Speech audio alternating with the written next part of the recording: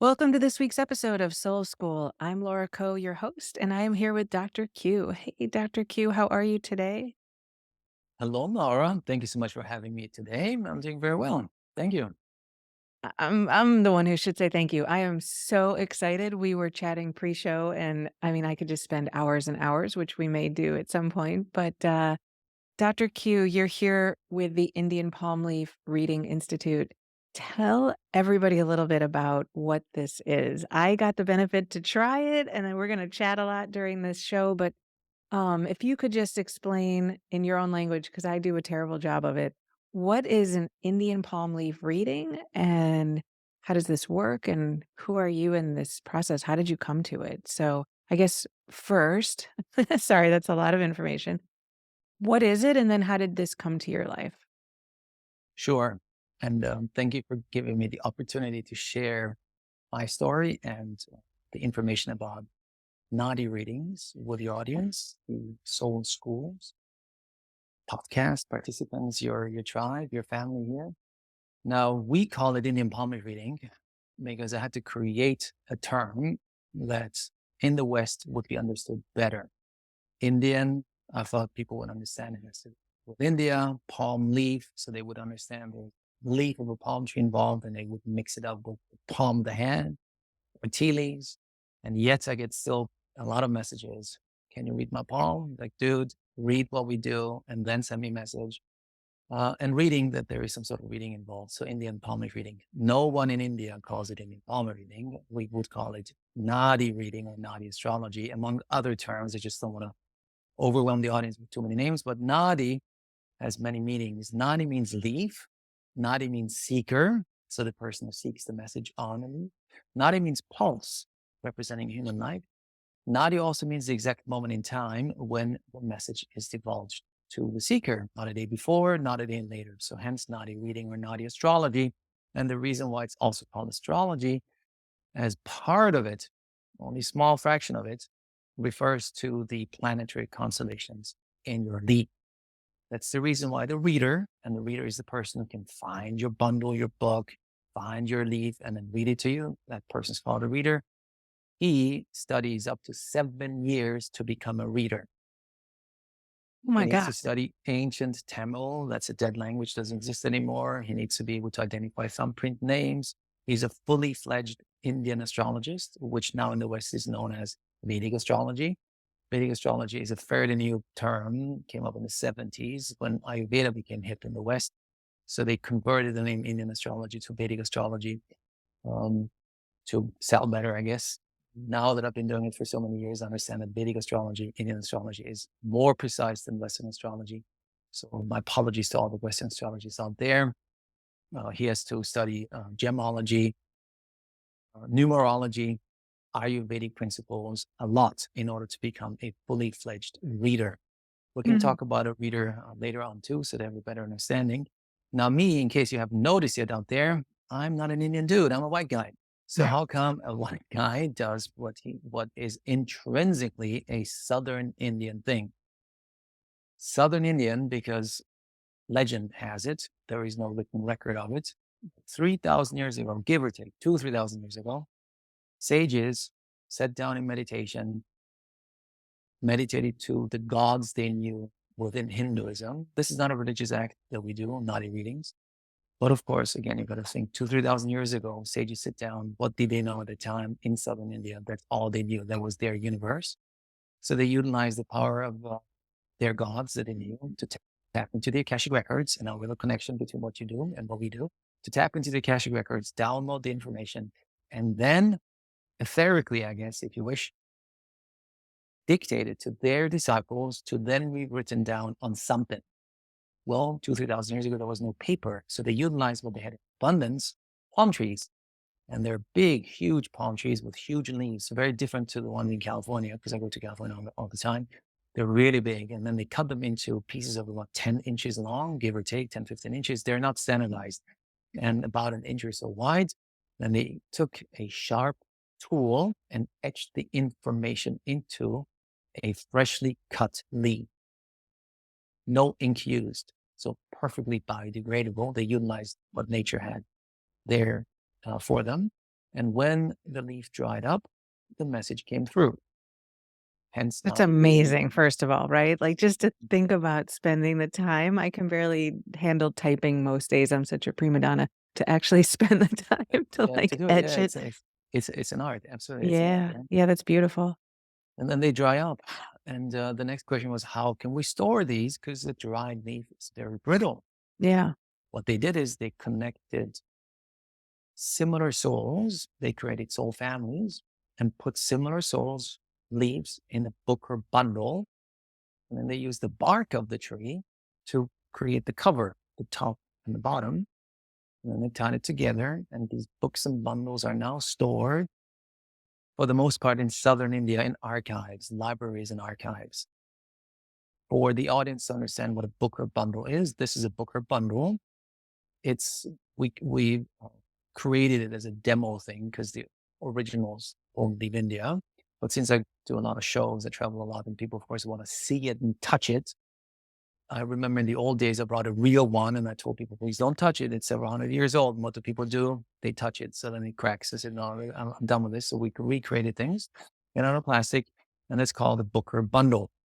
And these books bundles are stored in archives. And when you think of archives, you think temperature controlled, water dispenser, security guards. Folks, none of that is the reality of things. For those of you who have not been to India, I'm just opening this up for you to have a better view of it. That's a copy of a real book. So Mm, all these leaves are real, just copied onto plastic so that they travel with me. yeah. And And for people listening, right, these are really yeah, thin, yeah, long strips, and they're they're I about 10 saw 'em. inches, yeah, give or Yeah, I take. saw mine, they're a little brittle on the edges. Well, I guess mine was sorta old, Correct. but Yeah. yeah. Yeah. Um, and they have this writing in them. It's pretty amazing. I have to say when they showed me the literal leaf, Mhm. that was pretty magical to see. It is magical, yes. Yeah. And the language used is called Granta or ancient Tamil. So where the office is now considered to be southern India, a state called Tamil Nadu. It's a big state, twice the size of California for my US friends out there. 85 million people live in that one state alone. The southernmost tip. And like California, it's a coastal state. It's elongated, with the big difference being it's on the east coast, not on the west coast of India. And Tamils are different to the rest of Indians. For those of you who have not traveled to India, there is one common language that most Indians speak, and it's called Hindi.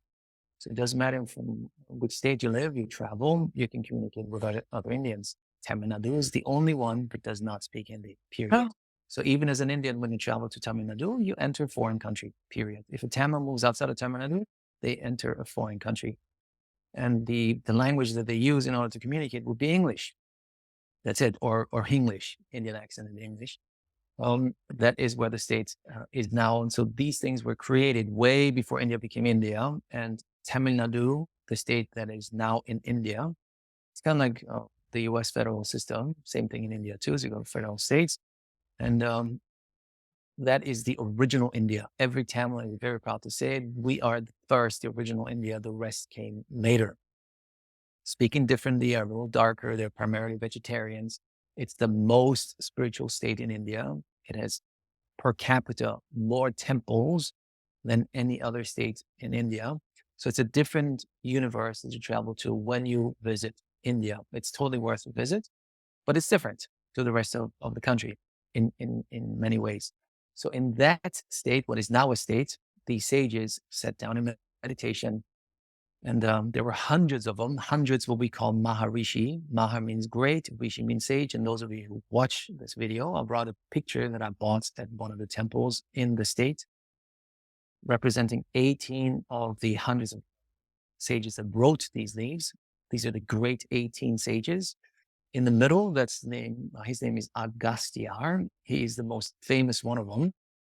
And there is another picture of just Agastya. He was more than just a sage. He was a poet, an astronomer, Ayurvedic god, you name it. He knew a lot of things about many things. And among them, he was able to tap into the Akashic records and have these things written. So if you ever get a reading, most likely your first reading, because you can have several readings in your lifetime, would be from Agastya. He's like the GP, if I may use the medical term.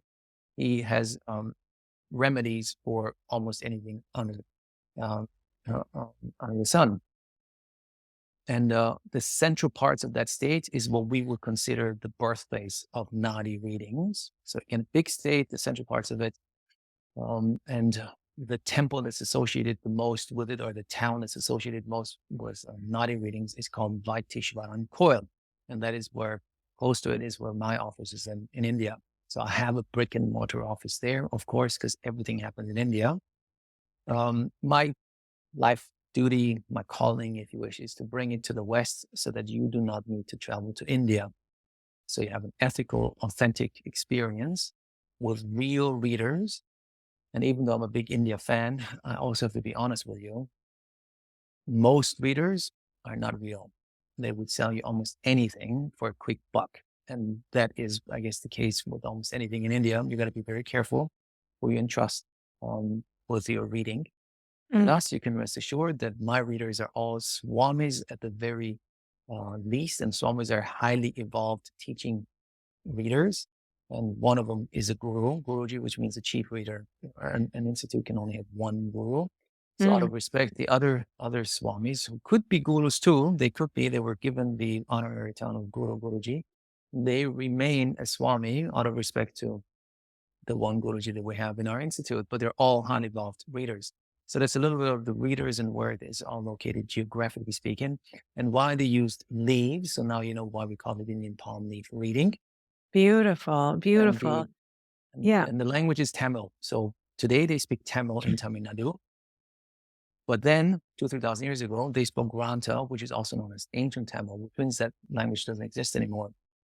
Similar to Greek and modern Greek and ancient Greek, a modern Greek person does not read, write, or understand ancient Greek, and yet modern Greek roots in ancient Greek. You would go to university and study ancient Greek.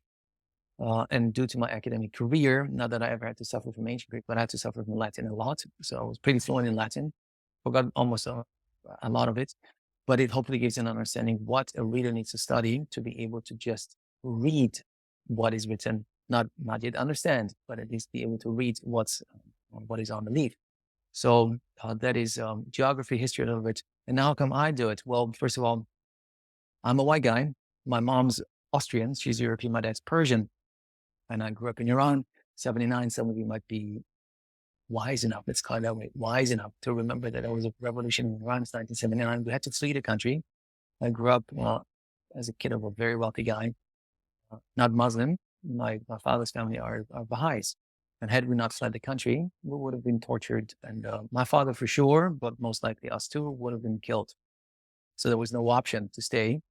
And we fled the country. Since my mom is blonde and blue-eyed, Austrian, we fled to Austria in August of 79, that is. So I know how it feels to be very wealthy with servants and a chauffeur and all the rest of it, but I also know how it feels to have no money at all, like zero, from a lot to absolutely nothing. Overnight, we became paupers, and my mom became the breadwinner. And we were lucky to just, for her mom, my grandmother, to still be alive. So we stayed with her in her small apartment until my mom gradually was able to establish herself.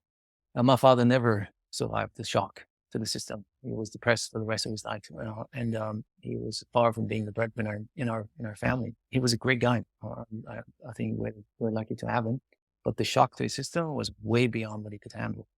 And then I was in Austria as a teenager, and some of you might remember another big catastrophe that happened in 1986, the biggest till today in nuclear catastrophes, known as Chernobyl, and that was in April of 1986. And the nuclear cloud traveled and dumped its waste 1,000 kilometers or more than that, 1,500 kilometers away onto Central Europe. And Vienna, Austria is in Central Europe. And that is why me, still being a teenager, got cancer. So I was in hospital for 3 years, from age 16 to 19, 6 months. It's a long time as an inpatient over a period of 3 years, 1,000 needles up my veins, surgeries, chemotherapy, radiation, you name it. And of course, when I was 16, I said, God, why me? I mean, I'm an innocent kid. Why would I have to Yeah. go through this nonsense?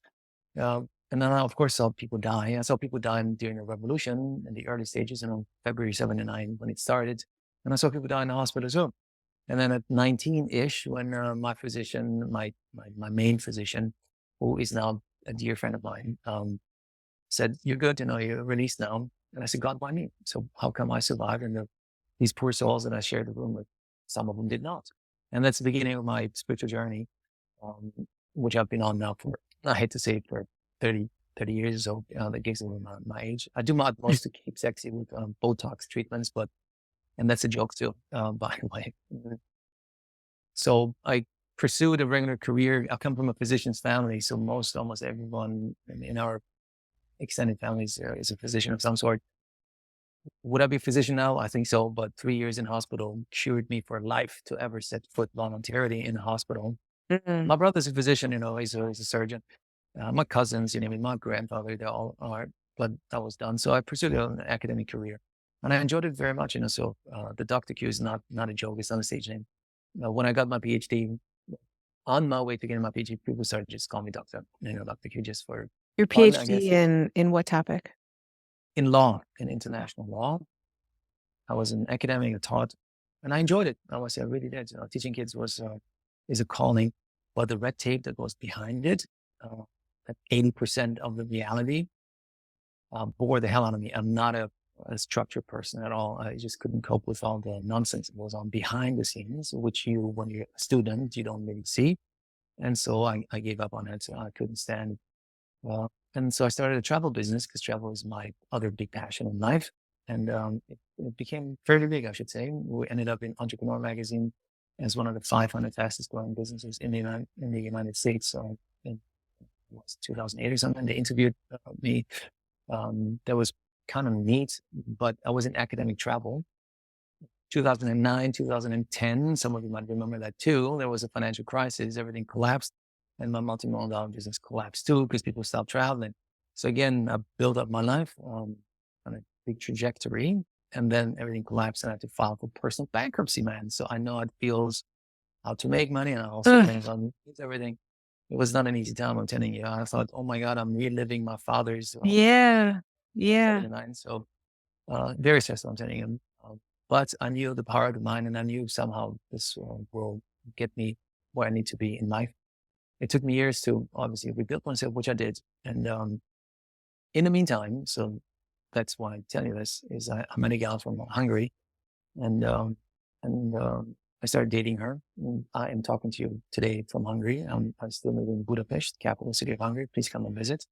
If you haven't been there yet, I can highly recommend. My passion is travel. I've been to way over 100 countries. I've been almost everywhere you can possibly think of. Um, as a professional traveler, if you wish, but also as a seeker of just exploring things. And when I was dating her 10 years ago, I did not feel so good. And she said, "You need to go back to Vienna, Budapest. Vienna is the capital city of Austria. And that's where I was as a teenager. Budapest is about 3 hours, 2.5 hours away, kind of like New York City and Washington, D.C., if you wish. Not so far, and yet worlds apart. Hungary is a poor country. Austria is a very developed country. And so she put me on a train 10 years ago. In the morning, I remember I was sweating and the chills. She put me on a train and said, "You got to go back to your cancer hospital," not knowing that she saved my life by doing so. So I'll go to my cancer hospital and they know me, "Oh, Dr. Q, welcome back." If, if you survive as a teenager, of course, the physicians and the nurses, and of course, it's for them also exciting. And I've been going back there for forever, ever since I had my cancer too, for checkups. So this time I'm going to say, I don't feel so good and I do not know if something is wrong here. So they checked me with a major checkup. And they said, "Dr. White, you got to stay here because you're terribly sick." And I said, "Really? I got to fly to Frankfurt in 3 days." The chief cardiologist shouted at me and said, "Dr. Moy, I think you don't understand that you're alive is a miracle. You will stay here now. You cannot go anywhere else." I said, "Really? I don't feel so bad. If you see me, I'm very fit. I really am. I'm a fit guy because I look after myself. I have to. I'm in pain or would be otherwise. I'll not be able to do what I do." And that day, when the physician said, "You have to stay here," I collapsed. And then they did, and then they gradually figured out what the issue is. I had myocarditis, which means an inflamed heart muscle. I had water in my heart sac. I had pneumonia and water in my lungs. Not knowing because I keep very fit. I meditate every day. I do a lot of sports just to, my body's my temple. And ultimately, they couldn't help me much, and they just shoved me into the ICU. And I remember because my mom told me afterwards, She came and visited me because she lives in Vienna. She told me afterwards, well, they told her all we can do is just sedate him and hope for the best. That's it. Wow. Hope for the best. Wow. And for weeks, I was in a delirious state with extremely high fever, and I must admit, I forgot the Fahrenheit now. We're talking 42 degrees Celsius. It's You do not know whether it's day or night, or I try to, whether it's 100 and what, 107 or something Fahrenheit. Oh my I'm talking god. delirium. You just profusely sweating. They had to change my bed sheets 5 times a day. Um, so it was not easy either. But I survived. I survived. And my girlfriend, the lady that I moved to Budapest for, Emma, her name, she came and visited me, and she said, "Q, I think you need to do palm reading." I said, "What is that?" He said, "Well, I told you about this already a year ago." And I said, "Really? That's odd, because I'm a sucker for anything spiritual." And yet I didn't hear it. Yeah. But then I was ready to hear it. I said, "Okay, if I survive," I said, "I'm going to go and see if there is a leaf written for me." Because I realized when I was in the ICU, this must have to do with karma. I think this lifetime I'm a pretty good person. I'm a helper. Money's not a big travel for me, really. Yeah. I don't seek anything materialistic per se. It's not of interest to me, period. So I thought karma. And then I did survive. Otherwise, I wouldn't be here talking to you today. And I had my reading done. And it blew my mind. And I don't say this easily, but it blew my mind.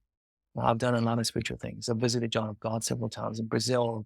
I've spent a lot of time with the You know, shamans I there. I wanna just say too, like, just quickly, but I've done so many spiritual things, like, I completely relate to you on that, and, I mean, I'm the person who's like, "Just try it once," right? That's how I came into the Akashic realm. I didn't know what the Akashic records were. I was like, "Whatever," and I went in and it blew my mind. I mean, the Akashic record reading I got blew my mind, and this is obviously from a similar, system, and I mean, it's from the Akashic records, but it's done so differently.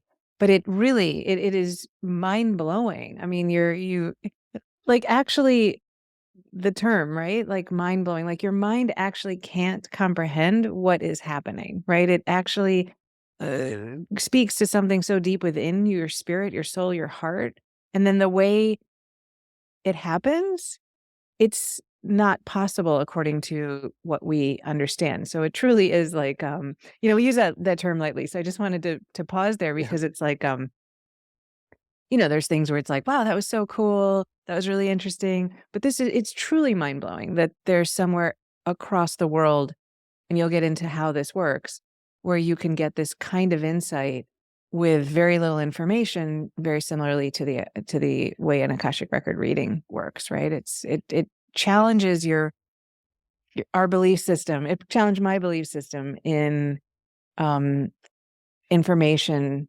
outside of our physical realm experience, right? Yeah. Yes. Yeah. Big time. I understand. Big time. Mhm. Yeah.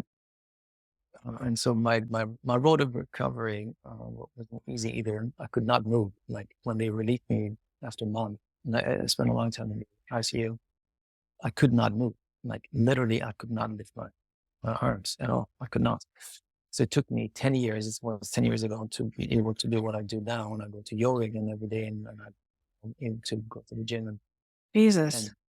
I could not. And and again, Emishi Meshi, she saved my life.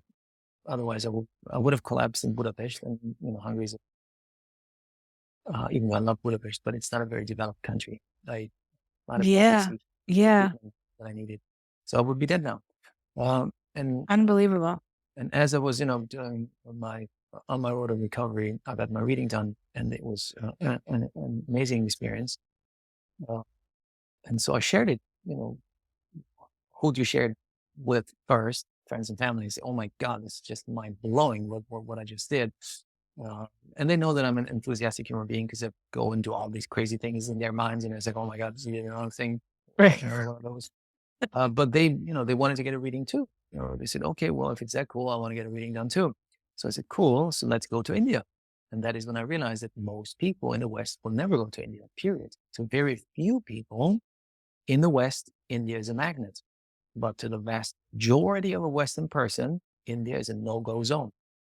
Um, so they wouldn't. So then that's how we figured out, how can I help friends and family in getting a reading without having to go to India? And that is what we started with Skype, in the old days, it was in Skype. And I Yeah.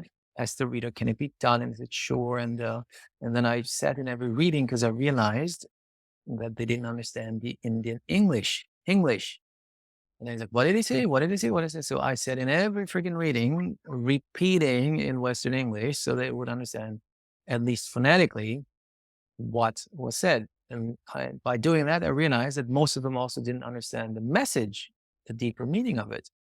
So that is why we have now in our institute the Western moderators, as we call them, and you had one yourself. It wasn't me, regrettably, but that is why we have a moderator in every call, because there is the reader who doesn't speak any English. We have an interpreter. Both of them sit in my office in India, and a person holds your hand from the beginning till the end, and we call those people moderators, which I trained myself. Not just to when it comes to the Indian accent, but they need to understand the deeper meaning of a reading so they can help you, the seeker, to make the most of it, of your experience, of your journey, as some of it you might hear but not understand at all. Like we had our discussion beforehand, what does certain things mean? And they're trained to explain it to you so that you can really take on board this beautiful experience, the gift called the Nadi reading, and make the most of it in your own life. But we're going to get Yeah. to that point too. Yeah. And that is how it all started. And that's now 10 years ago, give or take. And 8 years ago, we put it into a legal system, into legal structure, because I, at some point, realized, oh, this is not just a hobby anymore, me helping friends and family, because they sent their friends and their family. And I was helping a Joe Blow, who no idea who this person is. Mind you, though, in my reading, my reader told me in a by sentence, and by the way, you're going to bring us to the West. I thought, man, I'm a white guy. I'm here to find healing, to overcome my karma. I have no interest whatsoever to ever do business again. I still was chewing on recovering from the major loss that I had a few years before that. I said, thank you, but no thank you. And now, holy moly, what he told me at the time has come true. I mean, we run a Yeah. big institute that not only supports seekers from across the globe to get an ethical, authentic reading from the comfort of their home, but I'm helping. It's my life's journey, I guess, duty, calling. When we put this into legal framework, we're legally based in the US, of course, and accounting goes to the US, banking, all that goes to the US. And we're now in the process of creating an actual foundation for the preservation of this beautiful ancient wisdom called Nadi readings. And that's also because a person a couple of years ago had a reading with us who does this for a living. And he said, Dr. Q, what's your legal framework? What do you do? I said, well, that's the framework. He said, man, you must have a foundation. That's how it works. And that's what he does for a living. And now this guy is Ah, helping us setting it up as a foundation in a proper way. Because the accountant who set it up, had set up our institute is in, I don't want to get into that. There are not so good people out there, even in a mm, spiritual setting. And he took advantage of what we're doing. Not only stole money, but it doesn't matter. It is what it is. So we're now being a foundation. So here we are. I mean, we're beautiful. supporting my Indians and their families. They have a full-time job doing what they do. And I promised them at the time, I said, look, guys, it's going to take a while because nothing happens overnight, but I will heavily overpay you so that you can continue doing what you're doing without losing them to Western, jobs. And India is a very fast changing country. What was once like a shaman for a town uh, reader is now not so high esteemed anymore, highly esteemed anymore. Uh-huh. So Uh-huh. they've lost their status to some extent. And so they become IT people or Yeah. call centers or Yeah. whatever. So we've lost a lot of talent, a lot of wisdom because they're pursuing regular jobs. And by the way, every single one of our readers that are swamis, which means they spend 20 years minimum doing what they're doing, and have had tens of thousands of readings, each one of them, they have a university degree, business, engineering, whatever, but it's their calling to do what they're doing. And so I'll do my best to preserve that. And now that we've grown so much, I also support, or we as an institute, we support an orphanage in the town that the brick and mortar office is in India. So whoever gets the reading, please know that your support to us means the world to me. As we're supporting the Indians and their families and the interpreters, of course, in India, and the orphanage and the Western moderators. And I do this for free. You need to know that too. I don't make a Well, single dollar. I just found that out today, and I have to say I'm kind of blown away by that. You're That, welcome. you know, we in the West have a bunch of things we can do. We can go to mediums or Akashic record readers or get a massage, whatever we're gonna do. It's $100, $200, and so when I first heard of this, I was like, $400 is substantial. But when I saw what you guys did for the money, it really is an incredible service. I mean, the process takes hours. There's multiple people there. There's a time between, and we're gonna get into what this system looks like. But Mhm. there was a time in between, where you guys are looking for the leaf.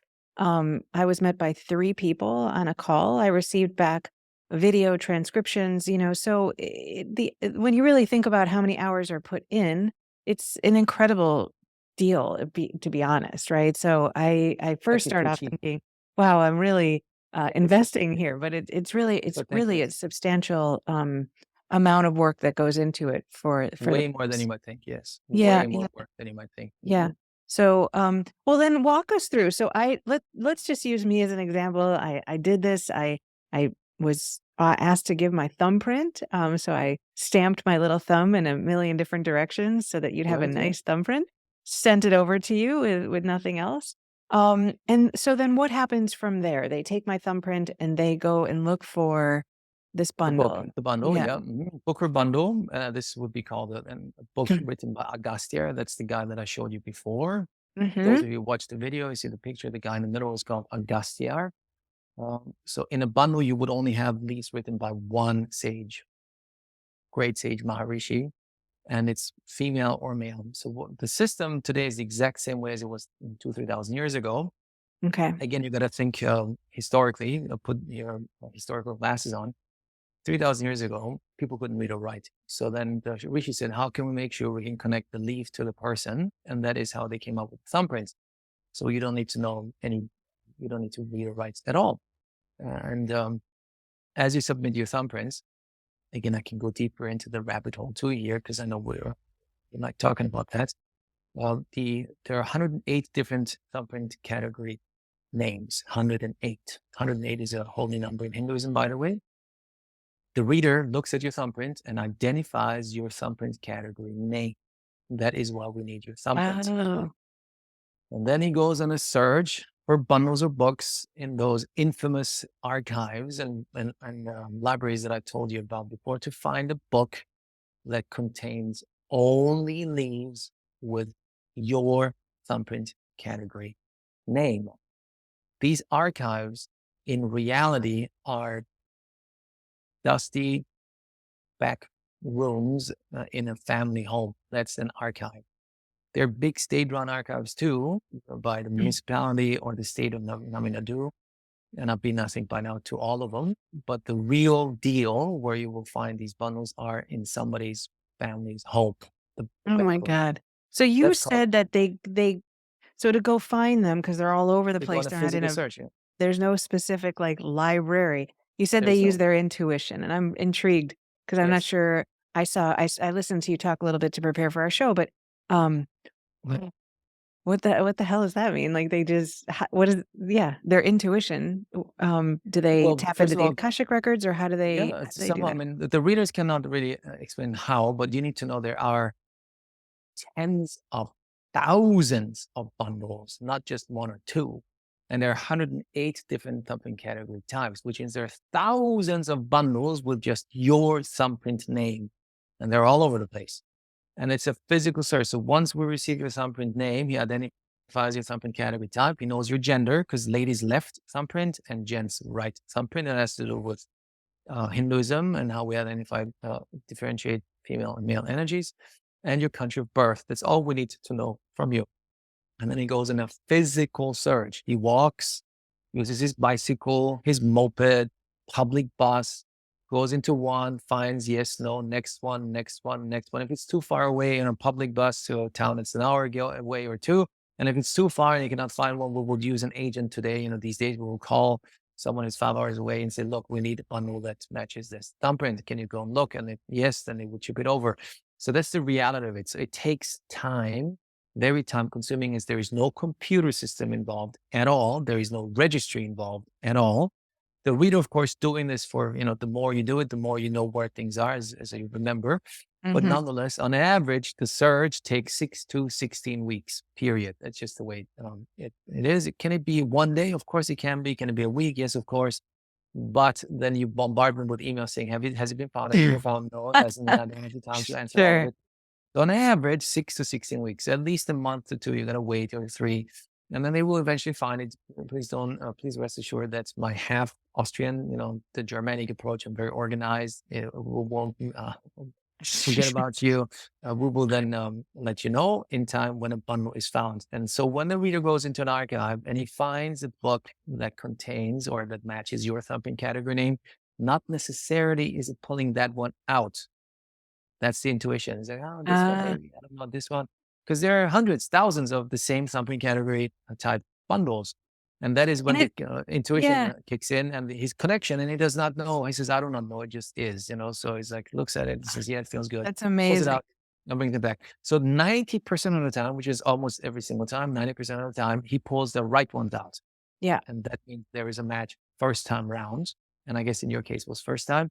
If there is no No, it match, wasn't. I was my second I time, did it twice. because I did it then you twice. understand why. So then he had to go back, and then he finds more bundles and brings back. And 99% of the time, second matching is a success. So Yeah, you can we were rest about an assured hour and 20 minutes into the second match when that they they found it. found yeah, so it really went Beautiful. on.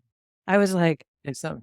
yeah, it was, it and the match process, right? So they come and they show up and they start to ask you these yes, no questions, does your father's name starts with ABC? No.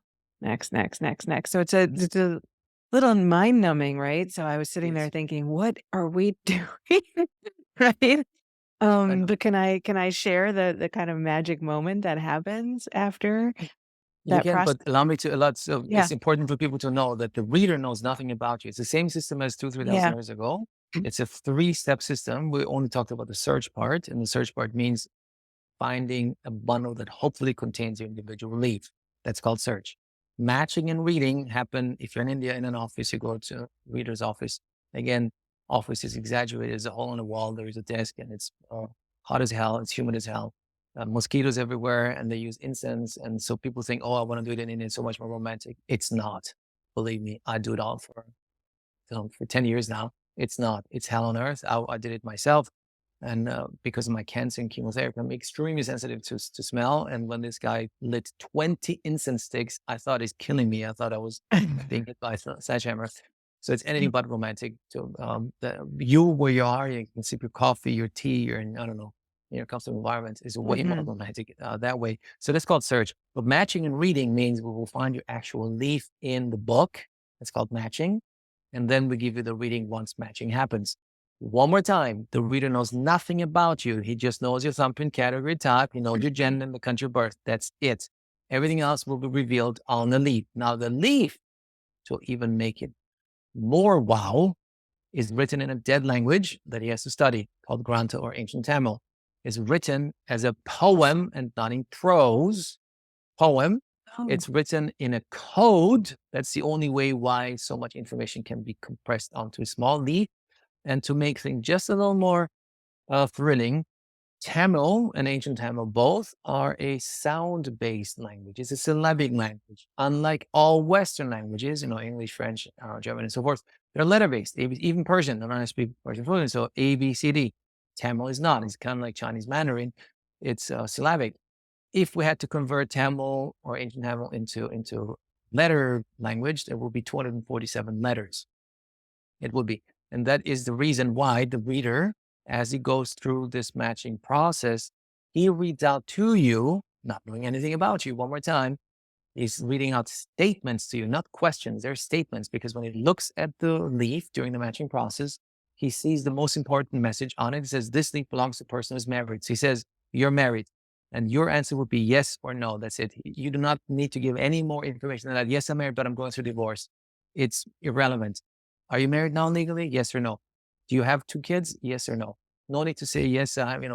It's irrelevant because he read out the message because this leaf belongs to a soul who is married now. who has two sons now or whatever. And if that is your reality now, you will say yes. If it's not, you say no. So if it's no, it's not your leaf, she flips to the next one. If you say yes, he stays on the same leaf and goes deeper and deeper and deeper until the moment happens. And then that's the magic moment for all of us, for me too, of course, because people will mind. When you say yes to every single statement, and when you say yes to every single statement, he can then convert the symbols, because again, it's all in a code, into words and into names. And if you want to share it yourself, you can do so. Otherwise, I'm happy to share it with Yeah, the I just audience. wanna, like, I mean, because I did this, right? Like, just give Yes. people out there who, are like me, they don't do this every day. I legitimately just wanna say I sent my thumbprint in, and then I hung out here and I waited, right? And so I didn't know all this was happening in the background. I didn't know anything, and so then all of a sudden I get a phone call or I get an email, "Yes, we found your leaf." And, we sit there and we do this, what he just said, you know, "Do you have a daughter?" "No." "Next, next, next," right? Until there's this moment, and I mean, I have to be honest, I mean, I was starting to think, "Why did I do this?" I mean, it just went on and on and on. For me, because it was the second time, Hmm. I was like, "No, yes, because it's a little mind numbing," and it's early in the morning because it's in the States, we meet up a little early. Yeah. So I'm sipping my coffee and I'm like, "Whew, I haven't showered." And this guy just says, "Your father's name starts with F. Yes, Frederick. Your mother, Eleanor. Yes, yes, yes." And it was my mother's name, my father's name. I have a brother. My brother has a boy and a girl. I have a son. And then the killer for me was because I'm gay, I haven't been legally married, right? So to know my partner's names, like just an impossibility. And Jill, is my ex, and my current twin flame, Jacqueline, um, and I was just like, "Wait, what just happened?" And it's like your brain just stops functioning, like, I just went into this state of like, "What just happened?" And then they celebrate, they showed me this leaf. It's this really cool, very ancient, they said the edges were frayed, and then they go off, and we take a little break, and they come back in for this reading. Yeah, yeah, That will he's be showing an example. Mhm. for those of you who are watching it. Yeah, about a book, and so these are the individual leaves in it. I Yeah, don't know how well you can see it. Yes. yeah, amazing, amazing. And I have to say, as somebody who works in the Akashic records, the process of the Akashic records, when I'm giving a reading, the person who's being read often feels an energy too. And so I also was sort of drawn into this energetic field with them, and I felt this buzzing and this really sort of really amazing, beautiful spiritual moment throughout the whole process, right? I do think this stuff speaks to somewhere deep within us. So anyways, I'll hand it back to you, but that was the most exciting part, and then they came back and they started to lay out from this day forward, right? What's going to where I am today, and then, explained a bunch of things which I'd love for you to talk to us about today.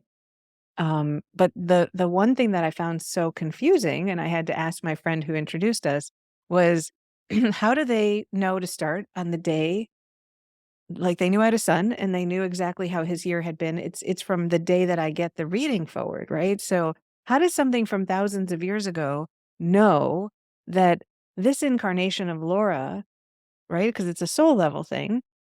This incarnation of Laura, add to that age, is going to walk in on that month or that day and get Mhm. that reading. So these people must have been able to see the future is what I've gathered, but if you could explain a little bit of how that part works?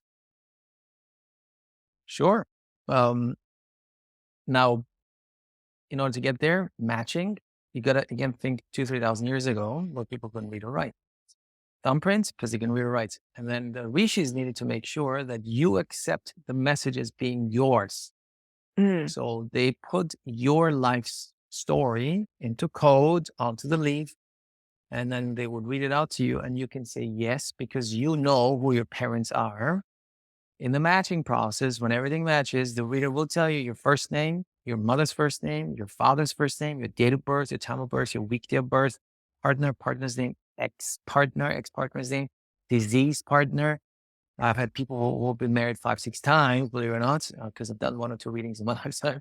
And they're shocked to realize that wow, I thought I would never hear from the bugger again, and yet he is in or she is on my leave. So that it's you, how many kids you have, the siblings, and so forth. That is the wild part, because I mean, my God, how could they know? And to the doubters out there, guys, believe me, we just don't make enough money by hiring a computer hacker, going into Social Security. Right. There is just not enough time, I or know. I say that too, Dr. it's Q. I'm glad you said it because I mean, I might it's have better things uh, to do than go I research. got yeah, yeah, I mean, correct. come on. What am I doing sitting around and just doing Yes. this to be one big, huge scam? It's not enough money Yeah, for it's that. no, no. Plus, I do it for free, so I really don't care. Yeah. Uh, really, I mean, if you get a reading, wonderful. I'm here to help you because of the helpless gene, or the daddy's genes in me, if you wish, on a larger scale. But would any one of my readers ever waste a minute of their precious day in doing any computer work, especially since they have to travel an hour to my office because they don't have stable internet at home or electricity, or they have an outhouse because they don't have a place they can use as a bathroom? I mean, you got to put it into perspective here. Yeah. It's a very poor country. Those of you who have not been to India, they just don't care. They're on one hand very poor, on the other hand very spiritual, very evolved, way beyond me. The first one to say when I talk to my readers, they just function on a different level. So that's called matching. So you understand why they do all of that, so that you can accept it's you. It's easy because you know who you are. You know whether your brother has a kid or not, and all the rest of it. So yeah, bomb, boom. So that's matching. And we did the search for your book. We did the matching of your leaf to give you the reading, because you yourself, again, I'm going to take you, if you wish, if I may, take you down the rabbit hole, Yeah. because I've done a lot of spiritual journeys, I should say. Uh, when you go beyond thought, and I've been to the shamans quite many times, I should say. So with help, shamanic help, I've been there quite a few times in my life. So I'm beyond thought. And when you're there, then you're one with the universe. And then you realize, well, that what we experience as reality is just a matrix. It's just a reality. It's just a matrix. We're here to experience something.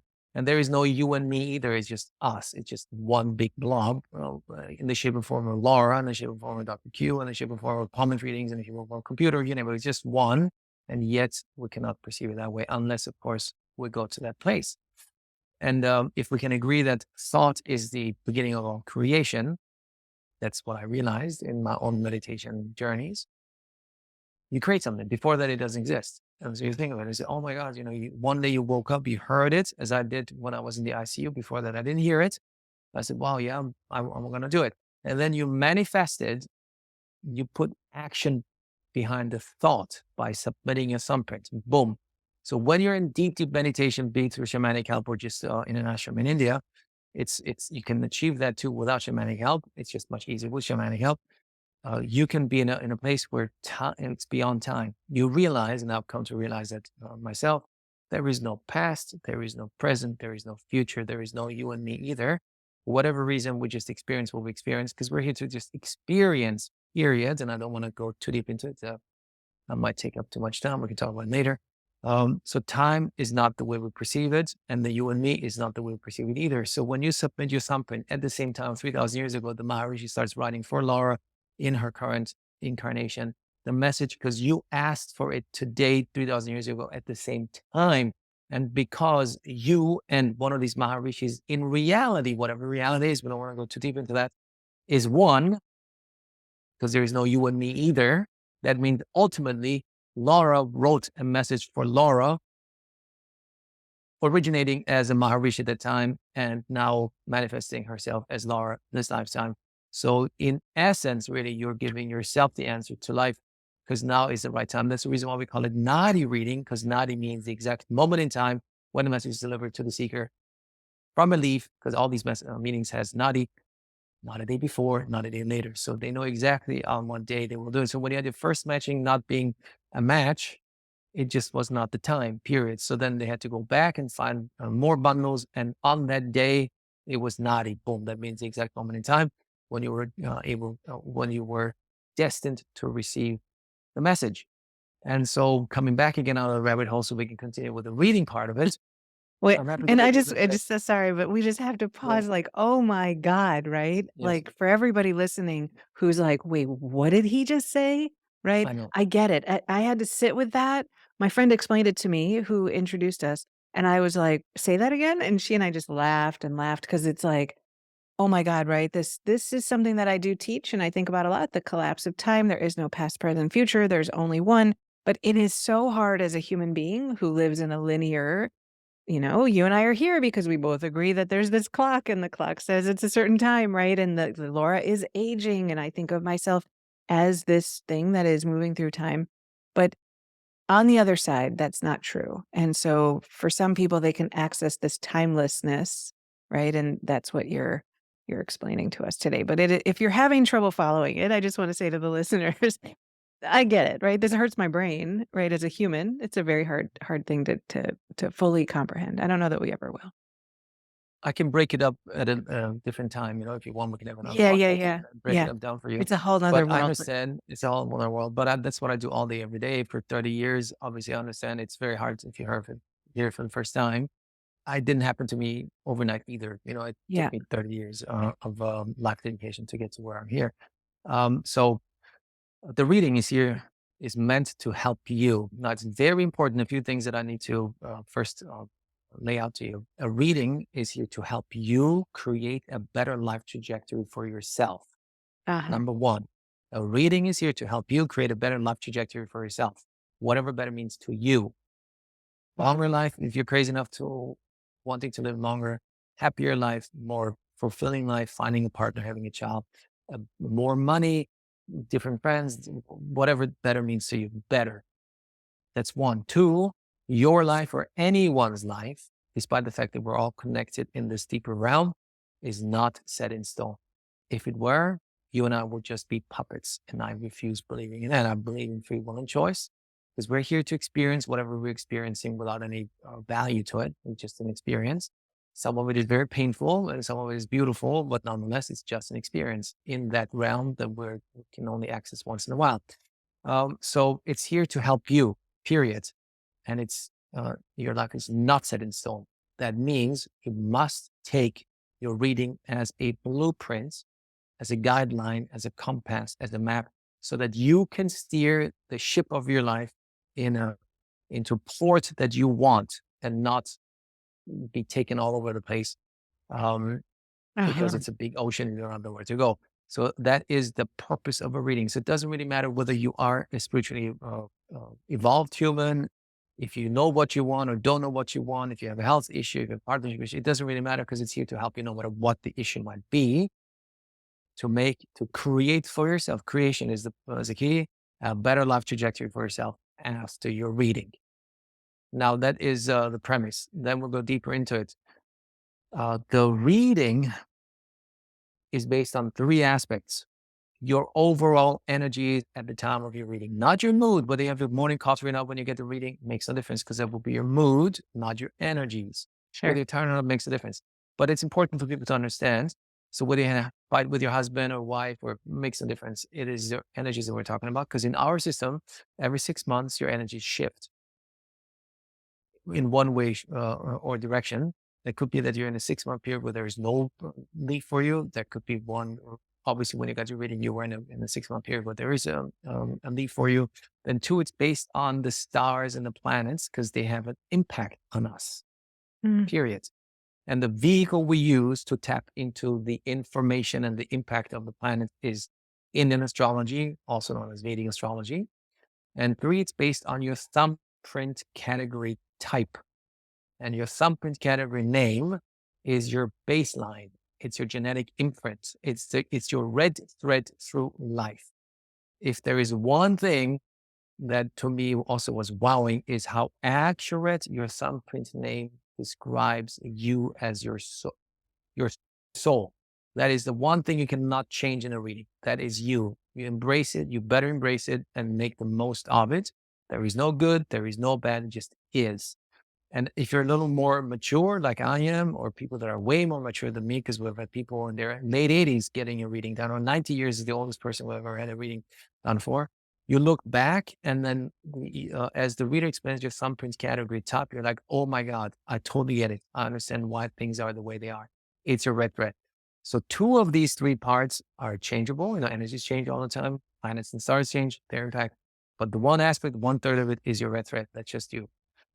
So based on these three, the reader looks at your leaf, which is written in a dead language one more time, in a poetic way as a poem, in symbols and in a syllabic language. So it's not easy at all. Believe me, it's not easy at all. As it decodes it based on these three aspects, it gives you a possible life trajectory from the moment you get the reading done until there is no more writing on the leaf. Trajectory from the moment you get it done, it decodes it. It's a likely trajectory until there's no more writing on the leaf. No more writing could mean the end of your life, but not necessarily, because one more time, the whole purpose of a reading is to help you create a better life trajectory for yourself afterwards, which could mean longer life because there are people out there who want to live longer. It's beyond me, but okay, I get it. You want to just live longer. Cool. So, because some people say, oh, I don't want to know the time of death. And I don't want to say, dude, it's to give you a direction. Your life is not set in stone. Do not take it verbatim, because if you do, you've already lost. You don't Yeah. get the point at all. Yeah. So as we do it, and again, there are different schools. There is not a school you go to a university to study to become a reader. There is none of that. You need to find yourself a guru, and guru has been misused the term so many times. So allow me to explain what a guru is. I had several meetings, but the meaning that in our school works, a guru is a teacher with original thought. That is what a guru is. Oh, A teacher with original thought. You can be a teacher, a swami, as a teacher, as an advanced reader, but he's not a guru yet because he hasn't evolved to that point yet. So you need to find yourself a guru in order to become a reader yourself. And a reader studies 7 years, is a long, long, long time, until his peers and his guru says, yeah, you're ready. You can call yourself a reader now. And then he works 10 years for a long, long time, does thousands of readings until his peers say, oh, you are more than just a reader. You're a Swami, Swamiji. That means an advanced reader, someone who can teach it. And after another 10 years or 20 years, when your peers, your Swami peers say, oh my God, this guy is way beyond us, we call you guru now. That's it. So he then decodes it. It's not an easy thing at all. People say, oh, it's just, just gibberish. It's not gibberish at all. The way you received your reading, Laura, and he has to train the way to divulge the message to you in a dum ba-dum ba-dum ba-dum ba-dum, in a certain way. He gives yeah. the message to you, because the way he delivers the message to you, it has healing faculties in it. The Oh, the oscillation of it. It's a poem and it's delivered in a specific way. So as you receive it, that's the reason why you felt elated and good, because it has healing faculties in the ah. way. It's not an easy task to be a reader at all if you're a real one, because we're aware there are quite many fake ones I out there felt too. I felt, for days some kind of, yeah, clearing, healing, Yes, awakening maybe. it's I good. had a bunch of, um, clarity, it rung true as far as where I've been, but then it explained what I would do with the rest of my life, which felt accurate for me. But then that sort of, yeah, I don't know what to call it, like epiphanous state, right? Like, oh, I just sort of felt like I got some things. I didn't understand that's what it was. Okay, very interesting. Yes. So again, you get a trajectory. We give you a whole life reading in our school, in our institute. A whole life reading means it covers all aspects of life that are important to any human being: health, education, money, career, family, kids, grandchildren, spirituality, you name it, all of it. Of course, to a 90-year-old, career and money means nothing, but to that person, their children and grandchildren and maybe great grandchildren mean everything. Sure. To an 18-year-old kid, whether they have 5 children 20 years from now means nothing because they're way too young to even comprehend that. But to have a girlfriend or boyfriend, to have, to go to school, will have a job, that means everything to them at that point. Nonetheless, you get it all. And it's individualized depending on where you are. And I was lucky enough, I should say, to experience that firsthand after I had my own reading. I had my mom's reading. I was her moderator, and the reader had no clue where she is because she was just another blonde elderly lady. Uh, Her reading, my mom is the ultimate mom. I'm very lucky to have her as a mom because she's she's an Uber mom. To her, in her life means very little to her. But everything, her 2 sons and her future grandchildren, which weren't born yet, but she was predicted in her reading, by the way, which is mind blowing. And I don't want to go too deep into that either, but meant everything. So in reality, I got another reading through my mom, and my mom was just blown away how accurate it is. I was like, oh my God, it's my mom's reading, and I see myself completely in it. And my brother were very different and were described extremely accurately. So that is a whole life reading. It covers all aspects. But on top of that, you get the good, the bad, and the ugly. Now, unlike most, possibly any other reading that you received out there, a Nadi reading is not here to make you feel good about yourself. Is not. It's here to help you. And to some people, it might sound very harsh because it's not sugar coated. It's not. It gives you the good, the bad, and the ugly. Now, you're an enlightened soul, Laura. So your reading reflected your journey. It might be, of course, you have challenges like any human being too, but you're an enlightened soul. So things are very different. But we have people that come with a lot of baggage. Oh my God, you have no idea. A lot of baggage. And afterwards you tell me, oh, this reading was terrible, terrible. So Uh, because I do what I do from with all my heart, I watch sometimes the readings when I'm not the moderator. When I'm the moderator, it's easier. But not I'm gonna say, man, this was a great reading. What do you want? It was super accurate. No, it was so hard, so many blocks. So it is my friend, you come in, you start the reading with so much baggage. Do you think just because you get a reading, you'll be a superstar tomorrow? No. It told you all the problems that you have. Now do something about it. that's right. So that is what the reading is here for, not to make you feel good about yourself. It's here to help you. And to some people, it's harsh because, they were drug addicts or abused, abandoned. I've seen it all because I've done many readings. Um, and then, but nonetheless, it doesn't matter where you come, where you are when you get the reading. It's here to help you make it better. And you got to embrace that. So the secret is in your thumbprints, but the power and the magic and the beauty of the reading is in its pujas, in its remedies. Because when they tell you the good, it's by showing you the water. Here's the water, drink it. Well, whether you drink it or not is up to you. It's a good time to move, find a partner, have a child, expand the business, change business, whatever the good period might be. What you do with it is up to you. But if it's bad or ugly, oh my God, embrace it with all your heart and say, thank you, Lord. It's a blessing in disguise because now I know I have a block or many blocks because you had the blocks before too, but you were kind of like a blind person wandering through a forest and hitting a tree every 2 minutes and not knowing why you're hitting a tree.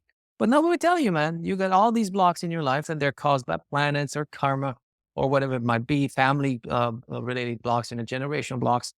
Now do something about it. And you can do something about it because it's going to give you for each block identified in your reading, you get a puja, a remedy at the end. And the remedy prescribed to you in your leaf, they're not made up, they're in your leaf, the remedies, you must take verbatim. The reading is a guideline. But if you're serious about change, you must follow the remedies exactly as prescribed, because that's your way of showing the universe that you're serious about change and healing. And if you're serious and you put your heart behind it, the universe will help you. But if Yeah. you say, oh, screw that, why should the universe help me? So, well, this guy is not serious about healing, so screw it. So we won't help you. Can I ask Okay. a So, really small sure. sub question on that? But Of because I course. got my pujas and I was Yeah. attempting to do them, I was very serious. But they're very hard to pronounce because, right, they're not in English, obviously.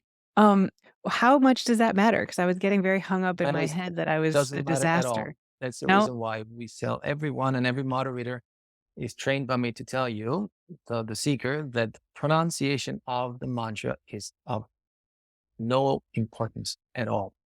It's the intention as you do it. So what we do, I mean, these mantras are, well, the original, they're sometimes in Sanskrit, but will be because when Tamil Nadu, they have their own version, Tamilized version. So they might be different because sometimes we look at people who know stuff and they're like, well, this doesn't sound correct. It is correct because we use the regional version of the mantra. We're trying to be as authentic as we possibly can. But what we do is we transliterate it into English so you can read it. And we put it in a PDF. There's a lot of work, my friends out there, way more work than you might think. So we transliterate all the mantras, um, and even attach the pictures of the gods and goddesses. So there is no excuse for you to not do them. And then we tell you, there's the mantra, sit in front of the God. We can talk about this in more detail later and just read it as best as you can. But the intention, that is what matters 99%, Okay. almost all of it. 99%. And for each block identified, there is a god or goddess associated with that as a vehicle to help you overcome the block. And there is an intention for each one of those blocks, and each god represents some sort of an intention. Block removing would be Ganesha, the elephant trunk guy. That helps you in general to overcome blocks. Shiva and Parvati, that would be the husband and wife and the parents of Ganesha. They represent family unity. So it helps you overcome all the blocks identified in your nucleus family. That would be your parents, your siblings, your partner, your children and grandchildren. Not your auntie, not your uncle, not your pet dog, not the cousins, because some people say, can they be? No, they cannot. It's your nucleus family to help fix the blocks in it. Murugan, the younger brother of Ganesha, is here to help with your partner. I'm just giving you some examples. And you've got to keep that intention in your head as you do the mantras with all your hearts, because it will help change that. And if we still have time and if you're interested, I can tell you also why that takes it a little outside of Nadi readings. I read a book 20 years ago called The Autobiography of a Yogi. Some of you out Yeah. there might have read it too. I read it a few times, and I read it way before I got involved with this. And, my dad's Baha'i. So I grew up with the Baha'i religion in a Muslim country of Jewish extraction. So confusion all over the place. My mom's Catholic. So blonde real Catholic. And I was an altar boy too. So I have it all in me. I've been exposed to all of that. But saints to me, saints are people that are long dead and they suffered maybe to become a saint, 1,000 years ago. But when I read the book, Autobiography of a Yogi, which was written by Paramahansa Yogananda, who ultimately ended up dying, living, and then is buried in California. He talks about his life journey, and he talks about saints all the time. I was like, man, when they're living saints, how can that be? This is, to my mind, it was mind blowing. And then he talks about his upbringing, and he had a guru. He had several gurus, and when he was a kid or a teenager, he traveled with his guru through India, and his guru could heal people from terrible disease, leprosy, cancer, and they would line up to see this guy. And little Paramahansa would sit next to him and assist his guru, and they would all come. We're talking 100+ years ago in India, poor people, and they would just look at them, heal them, and send them off. But every time he sends them off, this guru, his master, will give these poor souls or odd homework.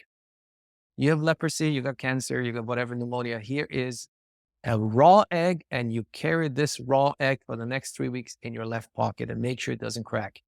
You have this, and now you're going to drink milk only with your right hand for the next 5 weeks. And you do not do this. So funny stuff. And I don't repeat it in my own language. So it's a little more entertaining than if you read the elaborate and beautiful language that Yogananda uses in his book. And so little Paramahansa looks up at his guru and says, Guru, I don't understand, man. You can heal people. I know that because I've seen you heal them all. And obviously you know that you can heal them. So why'd you give them this crazy homework? Makes no sense to me.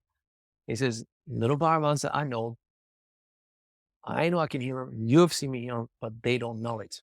So I give them pujas. Again, that's what you're being prescribed in your reading too. I give them pujas. In Western terminology, puja is an energy shifting exercise. If you want to keep it simple, literal translation means prayer ceremony or ceremonial act. So so physically, I give him this homework. So for the next 3 weeks, he needs to focus his mind and his attention on keeping that raw egg safe in his left pocket. If he puts the effort in, then the universe will help him and will get healed. If he says, screw that, man, and it cracks, then obviously he's not serious about healing, so that he won't be healed. The universe won't help him. And then that's it. If he focuses his mind and attention, okay, my healer told me 5 weeks, drink milk with my right hand. And I drink 5 weeks with my right hand, not with my left. So if you put your energies into that, healing will take place over time. It manifests itself in you because the energies start shifting. And in that particular case, would be healing. In some other instances, it would be finding a partner, getting pregnant, having a better job, whatever that is. So it's an energy shifting exercise. In your case, much easier. You don't have to carry an egg in your left pocket or drink milk with your right hand. But you do the mantras, because puja also means prayer ceremony, and they can come in the shape and form of a mantra.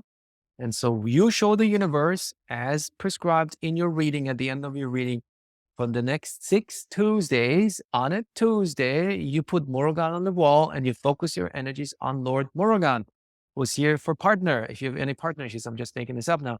Or if you have any in general envy in your life or bad energies that surround you, then you have Goddess Durga. You're going to focus on Goddess Durga. And that's how I picture her, as an Amazon, as a fighter with in one hand a sword, in the other hand a shield. With the sword, she destroys all the envy, the negativity, the jealousy.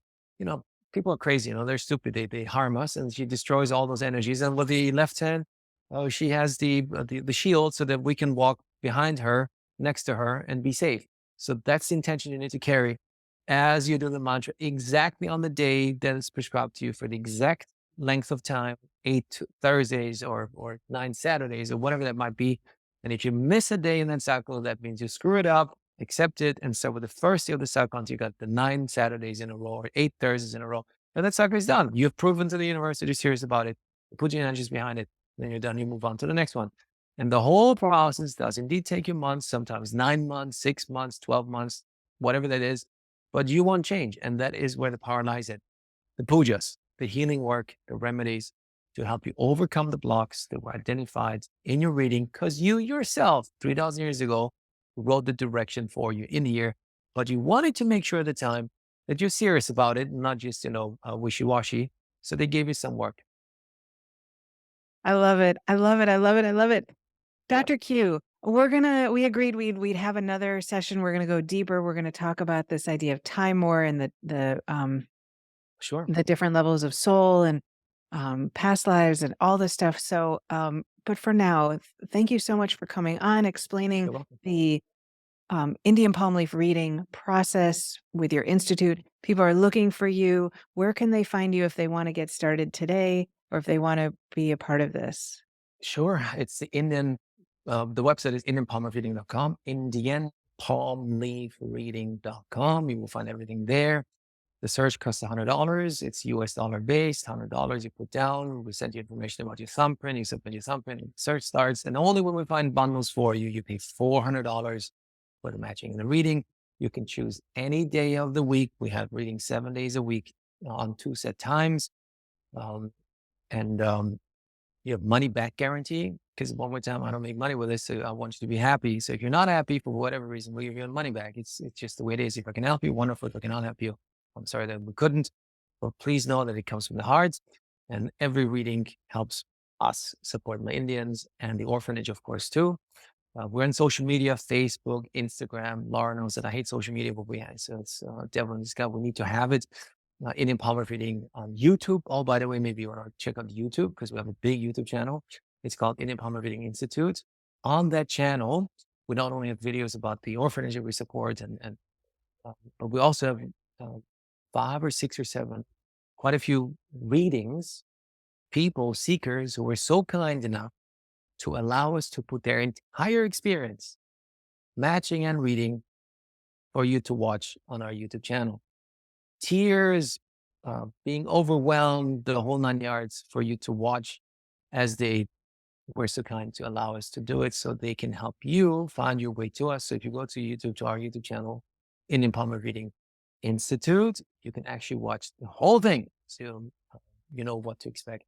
Beautiful, beautiful. Hopefully Well, thank you everybody so understands much. it. You're a warehouse of information on this. I just feel like we could go for hours, but I For sure. appreciate you sharing this, and I look forward to a couple deep dives on some of these more spiritually complex topics, because this one, it feels like it just layers indefinitely. Thank you so much for coming on the Soul School. It's an honor and pleasure, Laura. Thank you so much for having me. Namaste. Namaste.